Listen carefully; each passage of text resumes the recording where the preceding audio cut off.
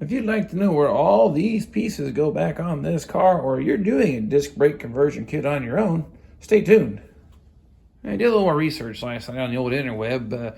Ames is not available today because it's Sunday. They get the day off. But what I can learn and what I can see is this is for 1967 and 1968 Camaro or Firebird, and that's for 69. The obvious clue is that it's a whole lot shorter by about 3/4 of an inch. Difference is 1969 dash actually sticks further from the firewall. That's why you need a longer bracket, but not quite sure why Ames puts that as 1969 only. But we're able to make this thing work great. Looks just like the factory one with the reinforcements and everything. So it's going to support the clutch pedal just great. So we get this put in, get the brakes operational and the clutch just engaging. Next thing is get the old go pedal to work and then maybe go for a drive. We get started here with the brake pedal, clutch pedal support. We get this assembled, get the pedals installed, bushings and everything put on it, then get it mounted up here inside the, I guess on the firewall to the dash there. Then we can start hanging the rest of the parts. Now, first off, this is the old main shaft the clutch pedal rides on, and also the brake pedal rides in there. Put a little thin layer of grease on it. From the factory, they have a little grease, I'm sure, but the replacement parts, no, not so much. So I'm gonna put a little thin coating of grease on this, get it assembled. Little snap rings in there. Shouldn't take too long to put this together. Of course, using the old infamous red grease again. Stuff works great on just about anything, really. And it was free, so I even like that more. Now, it'll be the pedal. I got a bushing that goes on here first. And then you gotta slide it just a little ways through.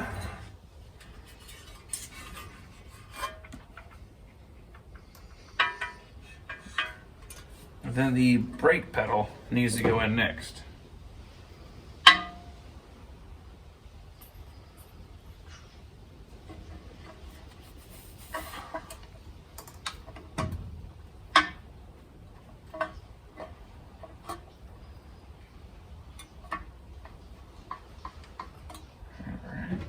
And then the other bushing goes on the end.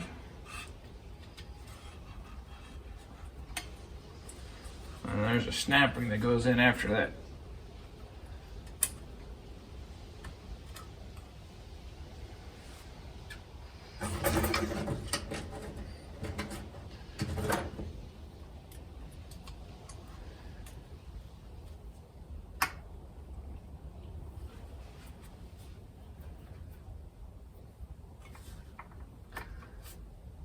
There you have it.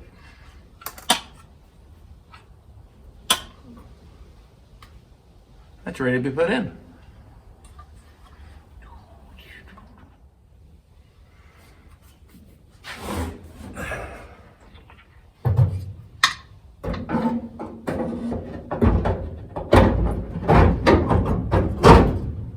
Amazing how much better the original bracket fits in here. We tried that last time go around with the other bracket and it didn't work because, well, we've already discovered it's for 67 or 68, the best that I can tell. So after I talked to the fellows there at Ames, maybe they can enlighten me what's happening there, but I'm not going to return the part because, well, I'm using parts of it to make it to go. But nonetheless, just in case you want to buy one, you might ask them before you purchase it, does it really fit 1969? So I think they may have a glitch in their system.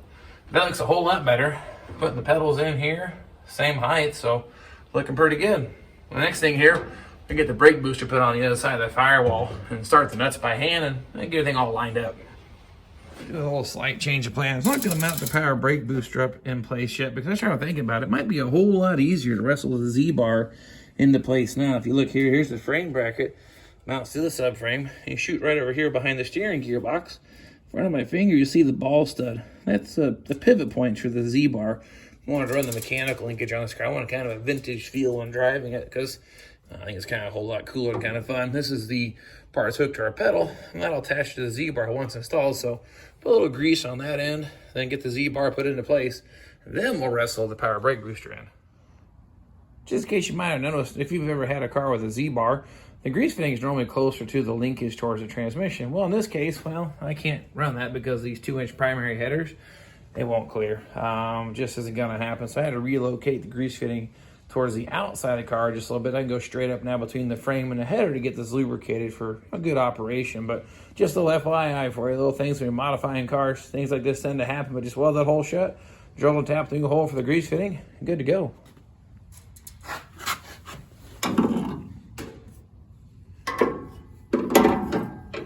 Now we gotta get that on the ball stud. Wind it. And then the thread's actually squared off, so it actually drops into that channel. There you have it. It's a little dusty. Man, this thing needs some cleanup. Anyway, Z-bar is put in there. Put a little grease on the end here. It's got a little special, like felt wash to keep it from rattling, and put the spring clip on it. But then I think that once that's done now, we'll go ahead and now proceed with putting the brake booster in place. All right, Z-bar installed. Got the nut in place there. Firewall, I guess you should say seal. I gotta find the little bolts. I have them somewhere in the baggie. They're kind of a special little bolt, but if not, I'm sure anything else would work. I'm not doing a Concours numbers matching restoration, but this is that anti-rattle, I think felt washer. A little spring clip goes here on the inside, so that's all done. I'm gonna grab the brake booster here. I'll get that thing stabbed through the firewall. See if we can't get it put into place.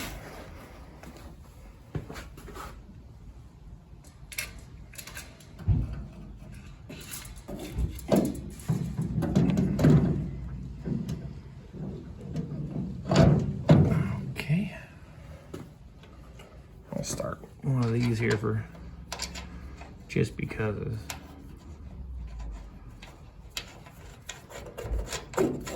Now these are a whole heck of a lot easier to put these on now with the fender and everything's out of the way. This car's all together. You gotta imagine the hood spring and everything. These are kind of a bear to get to. Right now, not so bad.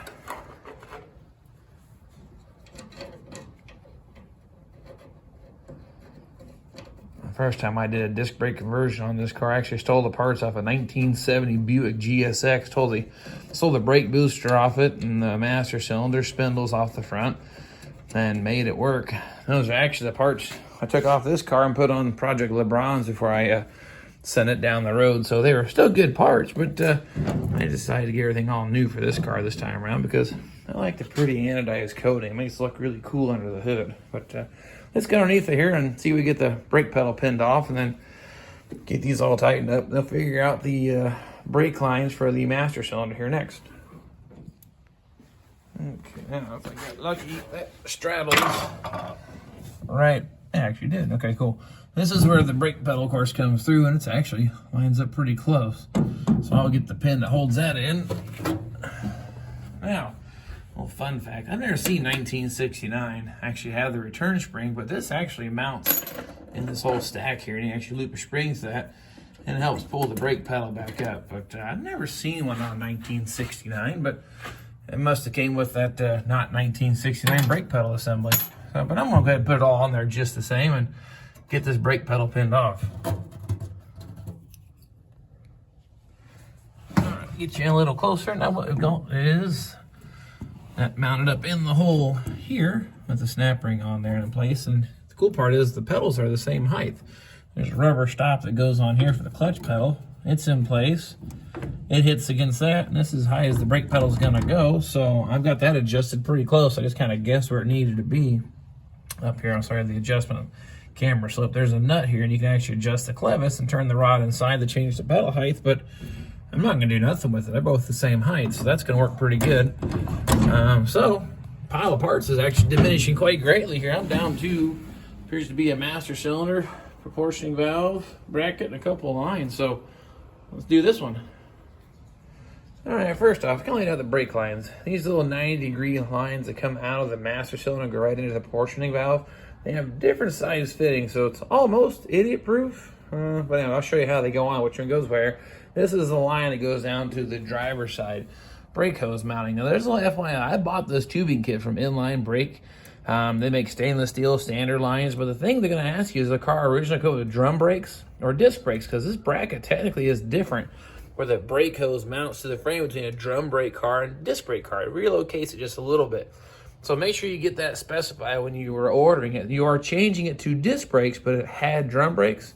Then they'll configure the lines a little bit different so they go on with ease. So this is the brake line that goes to the rear of the car. I've already had it mounted up. This is it goes over to the passenger side. It goes underneath the engine, pokes over through on that side of the engine. So I already kind of got the master cylinder kind of laying in place. I didn't bolt it on yet, but get the camera set up here. I'll show you how these all go on. Hope this will help you out. All right, like I said, we'll start here with the master cylinder, stab it on. Get the passenger side lock washer and nut started.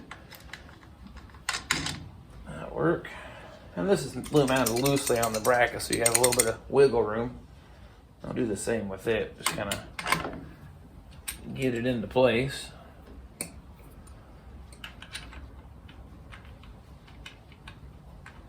Like I said, you're going to have to finesse these lines just a little bit to get them to go, but don't want to be too forceful because you'll kink or damage them.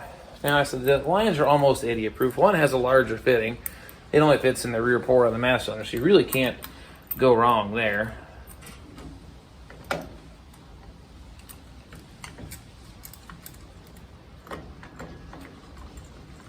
Alright, those are both started. See how it still moves around.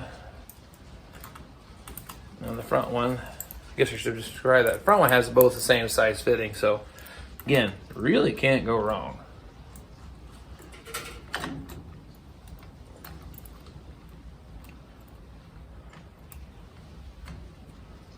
Now, the passenger side line comes in from the bottom of the proportioning valve.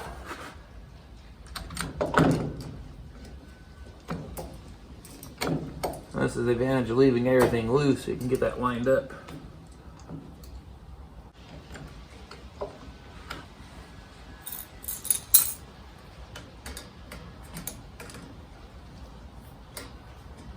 Alright. Now, one that goes to the rear, not quite lining up. I'm going to have to bend this a little bit.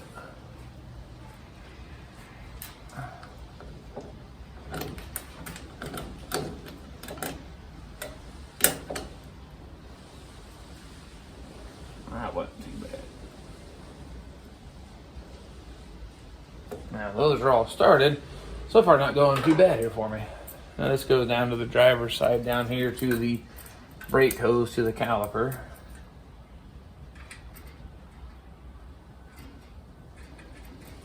That's not too far off.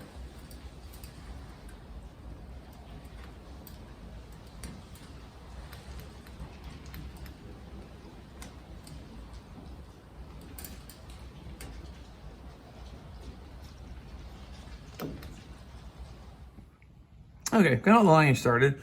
This thing's still kind of a little bit loose, but definitely stiffen it up a whole lot. So what I'm gonna do now is start snugging up all these fittings, get it pulled up tight. And then we'll look for things like, make sure it's not rubbing against things. It's a little close there, but once everything's all tight, you can kind of finesse these lines and locate them how you want them, but they're actually looking pretty good right now. So anyway, run through all these fittings, get them all snugged up. Didn't bleed the master cylinder yet. Probably should do that, but I wanted to, I guess they get everything all test fitted. So I'm trying to debate here. I may tighten all these other lines up and leave these ones loose. Let's see if I can get that back off and then get this thing bled out the master cylinder so it makes bleeding the rest of the brakes a whole lot easier.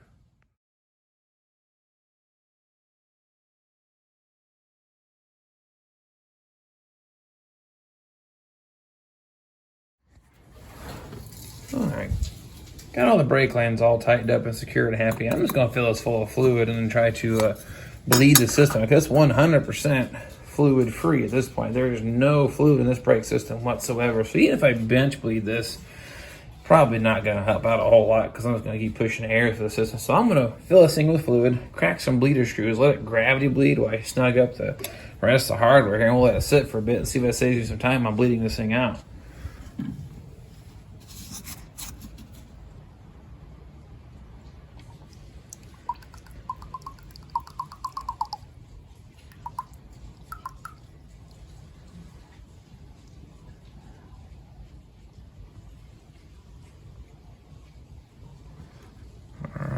Just let that sit for a while and see what it does. Hey, so there you have it. Brake system all assembled. Brake lines installed. So make sure you get the right stuff. Put it on there, bleed it out, working good again. So now I have officially operational brakes on Project Blackbird here again. So still haven't came up with a great name, but we're going to keep working on it. So I guess you could help me out. I've had this car since 1996. I took this car, bought it my senior year of high school, had no idea what I was doing, redid it back then, and well, doing it over now, get the clutch pedal adjusted, the Z-bar. I got the pedal in and the Z-bar in, but then you put the little link in and get it adjusted. There's gonna be a separate video for that. So If you like to see how this car is continuing or watch the thing to the end, please subscribe. I got a whole bunch more to put this thing back together, but I'm telling you, it's going to be a pretty neat ride when I'm all done. A 494 Pontiac, 4-speed behind it.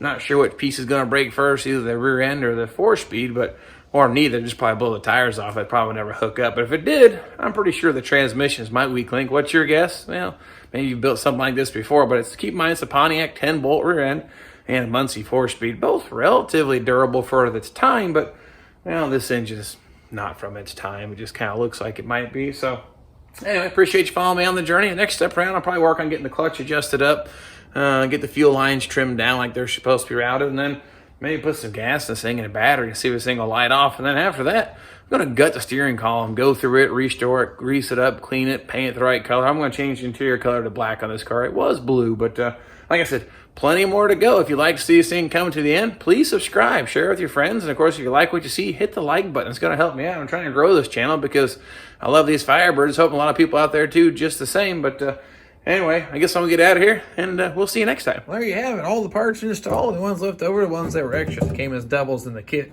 with the pedal and then the Z-bar kit that I bought. But no more extra goodies in here. This is even better looking now. Nice clutch pedal, a brake pedal, and a go pedal again. So that's going to be nice touch there. And get the parking brake assembly cleaned up and ready to put back on there too.